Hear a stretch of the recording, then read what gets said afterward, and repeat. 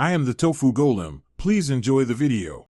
You start by verifying hardware and basic services, because most invisible networks come from the adapter being off or a disabled service.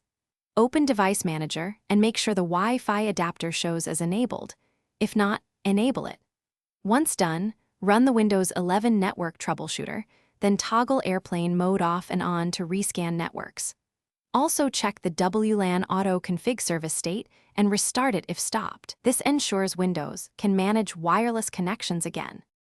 Next, focus on drivers and the adapter itself, because corrupted or wrong drivers often hide SSIDs.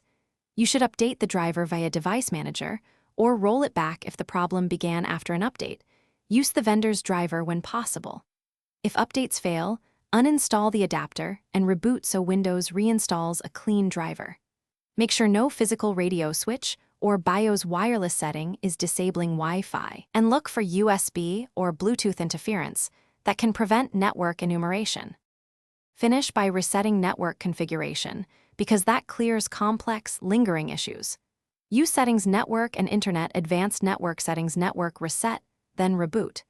Make sure the router is broadcasting its SSID and that band settings or MAC filtering aren't excluding your PC.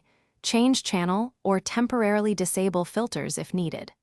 Once complete, run netch WLAN show networks in an elevated command prompt to confirm nearby SSIDs. If networks still don't appear, contact.